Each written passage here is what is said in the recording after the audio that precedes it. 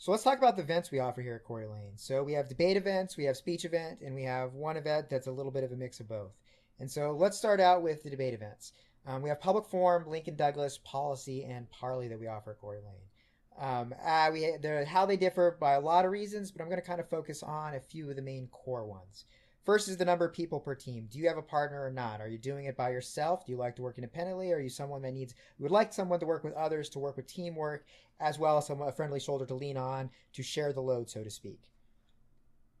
Another thing is the length of the round.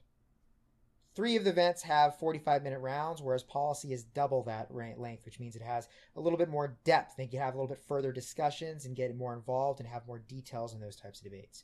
There's also the number of speeches per side.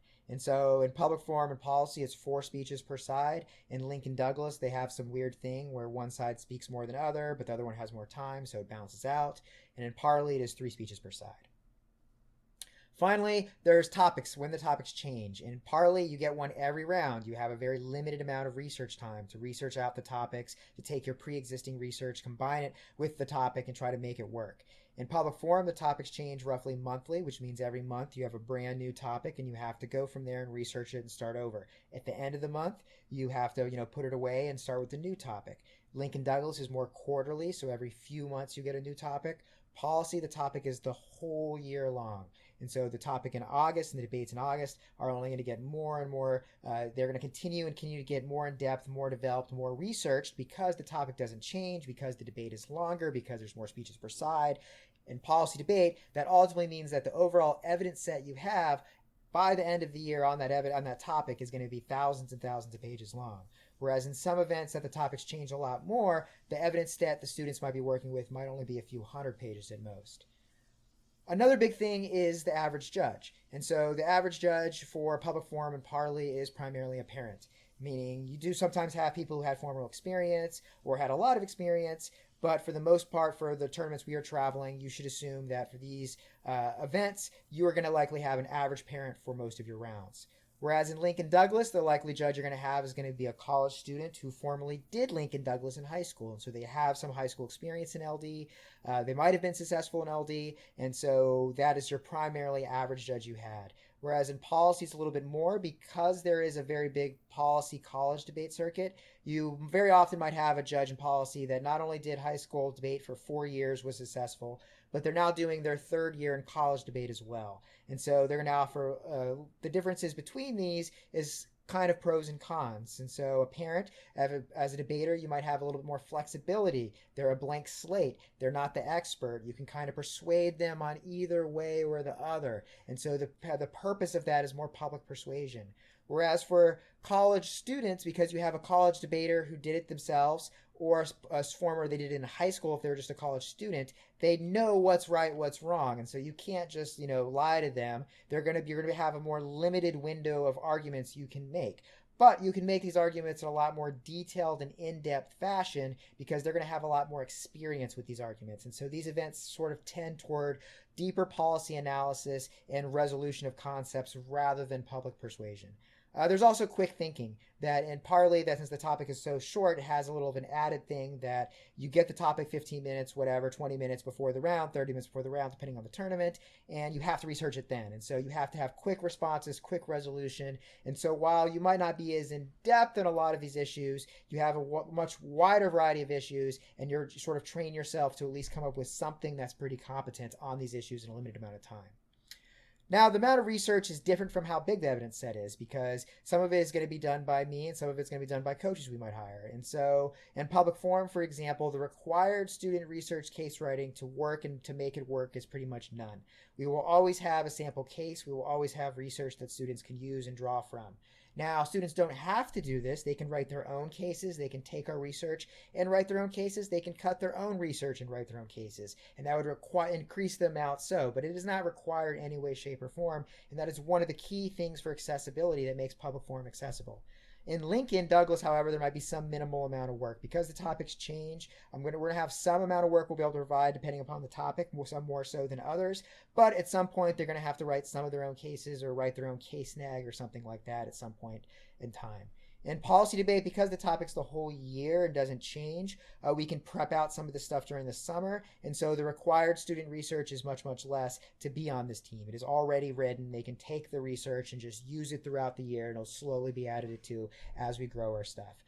Partly, there is a moderate amount of student research. Because the topic comes out, and as soon as the topic's out, coaches aren't allowed to research for the students. The students have to write the cases. Now, what happens a lot in Parley is you have coaches in large Parley teams that do pre-run research on sort of core issues that apply in a lot of topics, and they sort of take this sort of pre-done research and say, here's a topic that was given. Which one of these pre-done things that I have, these stock issues I've prepared, can I make work? And then they spend their 15, 20 minutes trying to add a piece of evidence here or two to try to make that jump and to make it apply to the topic.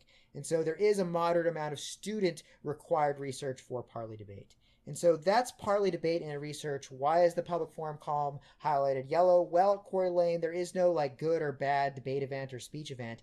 Everything has a pro and con. Every event is different. There is nothing is exactly equal, but that doesn't mean that one is unique, always better than the other. You have to find what best fits you, what best fits your time allocation, how much effort you can put into it, what you like to do, what you like as a judge, what your purpose of it is. All that is important in picking it. But more importantly, we think that at Corey Lane, public forum is the most accessible for new students, which means their first year of debating on the traveling team, you're going to primarily do public forum if you're doing debate. Now, that doesn't mean sometime, in the spring we can't loop in a few other events, but if it's your first experience with speech and debate and you want to do debate, we're primarily going to start you with public forum because it's what we think we can get you to have the most success in the shortest amount of time.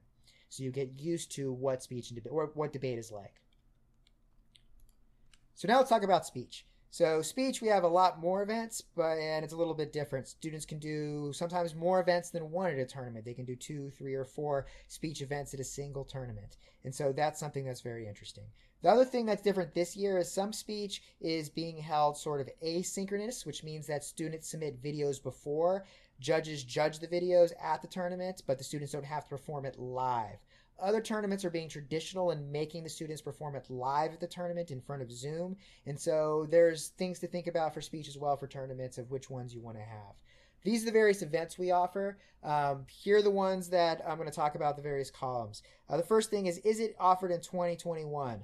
Most events are in some way, shape, or form, but some tournaments don't offer certain events like declamation or duo as much as others, or impromptu speaking. And so you should kind of look at the core schedule, see if it's an event that is not going to be a core event, or it's an event that because of social distancing or because of limited prep, they might not be as comfortable in doing it in the environment that they're in. The tournament might just not offer it. And so that's something to be considerate of when you're deciding your event. Also is the number of partners. So most speech events are individual. You are by yourself. Now there is duo, which is the one speech event where you have a partner. And so if you're someone that has that bestie, you want to work with speech together, I would say that's something to think about come your second year. And we'll talk about that in a little bit, but that's something as well as also a second event your first year to think of as well. How many of these do you have to memorize? So not every speech event is memorized. If you do extemp, radius speaking, or if you do impromptu speaking, then you are not doing a memorization event, and so you can just show up at the tournament, get your topic, and speak based upon what research or prep you can do prior to the round and the time they've given you. The other events are memorized, which means you are going to have a piece that you have word for word typed out, one way, shape, or form. It's either going to be, and then you're going to have to memorize it about 10 minutes long, and then that's going to be your 10-minute memorization. And so that's something that could be a hurdle for some. But to be honest, for people that get more into varsity speech or that JV level, the memorization gets fairly easy. It's a big burden for new people into speech because it's scary, but once you do it once, it's really not that hard. And so one big thing we recommend is that for new students that first year, you only do really one memorized event at a time. If you want to do a second memorized event, you can, but that might be a second semester thing. So if you wanted to do a second event, you would do a non-memorized event, which we would suggest. That way you don't necessarily overload yourself at once. The next thing is the event original? Is this an event where you had to write it yourself? You had to speak it yourself. The words are yours and yours only. Those are extemp, impromptu, informative speaking, original oratory. those are ones that, those are speeches that you are writing. And if you're a good writer and you like to speak your writing as a presentation, that's an event for you. Now, if you're someone that doesn't necessarily want to write a whole speech because you don't think that your writing is the best speech and you don't want to do that, the good news is there's a lot of events that it's pre-cut speeches or pre-written speeches, meaning that they are speeches that have come from plays that then either you take and reduce down to a 10-minute form, or we have ourselves hundreds of speeches that have been collected that are already pre-cut by other successful speech and debate coaches in the nation that sold their speeches out. And so these are things that we have students can use. A 10-minute speech already pre-cut, ready, guaranteed to have success in rounds for the young level, that you can just find one that adapts to your personality and run with. Research. How much do you have to do a bunch of research? How much do you don't have to do a bunch of research? Well, the good news with speech is there's not much research other than that finding that first script that you really want. And that could take a lot of time if you don't have an idea and if you have a very particular thing you want. Extemp is the other one where there is research. And so you have that 30 minutes they give you the topic roughly. Think of it about more 20 realistically, that you're going to be researching on Google to find the answer to the prompt that has been given. And so that does emphasize core research. What makes these events special? What's the one-word definition for them? So for declamation, a one-sentence definition. So for declamation, think of that as just it has to be a public speech that was originally performed publicly. So like MLK's I Have a Dream is a great example. But that fiction book you read, not an example because it wasn't a public speech. It wasn't originally performed. Next one would be dramatic interp. So that's a 10-minute memorized speech where you are judged primarily on how dramatic your piece is. Next is duo. Duo is you have a partner event and you use a combination of a little humor, a little drama. But the main thing that makes it is that you don't have partner eye contact and you can't touch each other. The touching part's a little bit easier without COVID, but the eye contact one, that's kind of something that has to stay. The extemporaneous speaking's kind of one where we are judged like a news analyst. Think of it like more of a high-level BBC, analyst that had to research the issue before they prepared, not someone that just kind of reading from a prompt, dumb sentences. And so it does take a little bit more work, and it is something that, trained yourself to kind of be able to take a government policy issue, a topic of international affairs, international events, you might know nothing about, have 20 minutes to research it and to write some points and to give a speech on that.